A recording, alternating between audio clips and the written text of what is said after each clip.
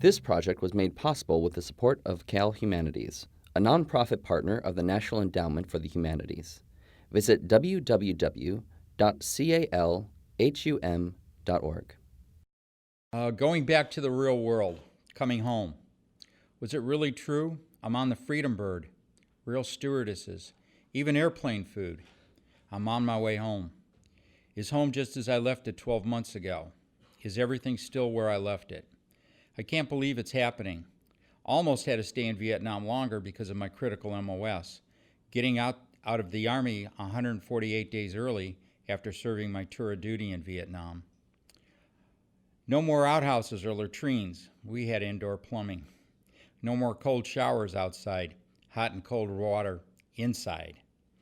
I will miss the hooch girls who did the housekeeping, laundry, and always shined our boots.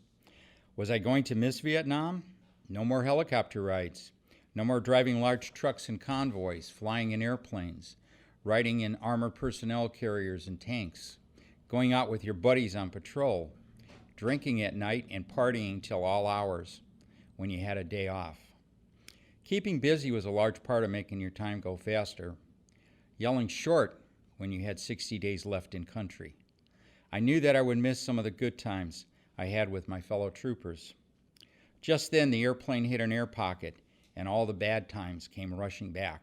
Mortar attacks, ambush patrols, clearing out enemy bunkers, guard duty, dropping CS gas on enemy bunkers, and getting shot at all the time.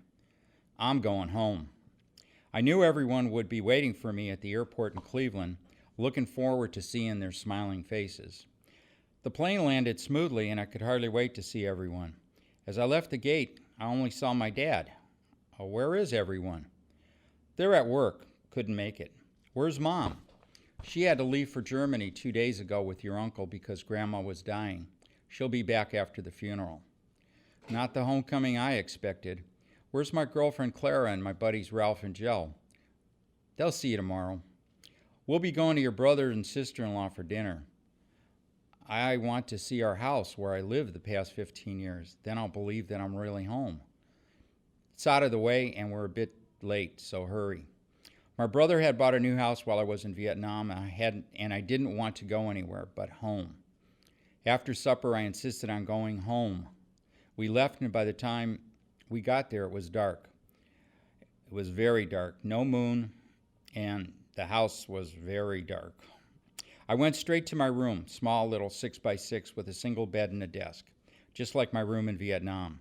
I told my dad I was tired and wanted to go to bed and sleep. I couldn't sleep. Too quiet, nothing moving. No incoming sirens, no noise. No heat, no mosquitoes, no mosquito net, no rifle. Did not sleep at all that night. The next morning I heard my dad leaving for work. He must have thought I was asleep, and he was very quiet and left without checking on me. I got up because it was just turning light and everything looked the same. House hadn't changed much in 12 months. Ate breakfast, went outside, looked at the house. It looked a little different, but it was still the same. I remember how it looked when Dad and Mom bought it and after they gave it a remodel. I went to the garage to get my car and cruise the neighborhood. It was my pride and joy, 1967 Impala Super Sport, 396 Hypo convertible. Could hardly wait to drive it. Opened the garage and it wasn't there. Called my dad. He said we would discuss the car when he got home. The only transportation I had was my old Schwinn bike. Didn't know what flashbacks were. But the NVA used bicycles for transportation, and whenever we saw one from a helicopter, we would shoot it up. Only rode a few blocks, started to get a bad feeling, so I returned home.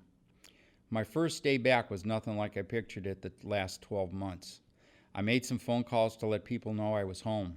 I decided to walk down to the store where my girlfriend worked and surprise her. I walked the same street, Buckeye Road, thousands of times, but today was different. I didn't have a rifle, ammo, grenades, or smoke. I still looking over my shoulder and around corners. I'll never know why. I surprised her at the store, but something had changed. Was it me or was it her? I thought of all the things I had planned to say to her, but they seemed to be lost in my head. She asked if we were going out tonight. I told her I don't have a car and I don't know what happened to it. Was it smashed or stolen? I'll try to get my dad's car and we can stop and see Joe and Ralph. When Dad got home, he told me my brother sold it to help with the down payment on his house. Never liked that house after that. He said I could use his car tonight.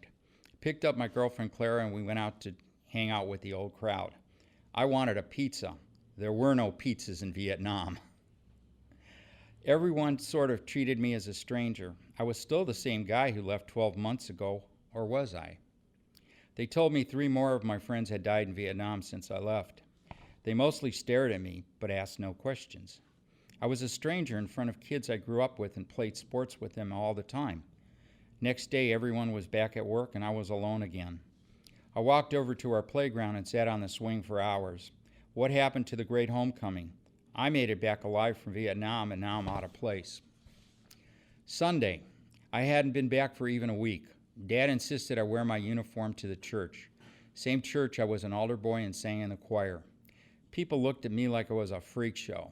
Some came up to me and asked if I had seen the Vardy boy when I was there. I said, no, he was killed less than a month in country and he was supposed to get in touch with me. One lady asked if I saw her son. I asked what unit was he with. She didn't know. Now she's annoyed with me. After Mass, we went to the men's club in the basement. I was asked to join since now I was a man and killed people in the war. I didn't know that was a criteria to becoming a man. I thought you just had to be legal drinking age. All the war veterans wanted to tell me how World War II was the real war. I listened patiently. We finally left and I spent the rest of the day in my room.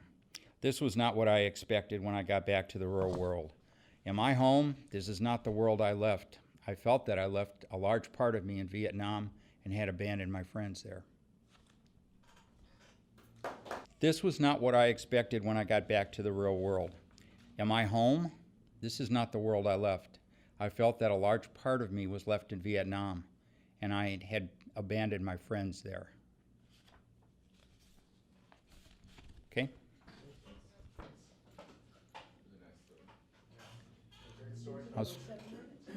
Yeah. Yeah, that's what he said. You didn't see him doing that, did you? He knew.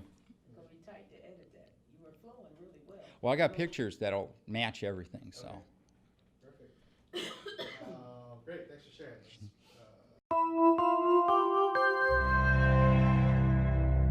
This project was made possible with the support of Cal Humanities, a nonprofit partner of the National Endowment for the Humanities. Visit www.calhum.org.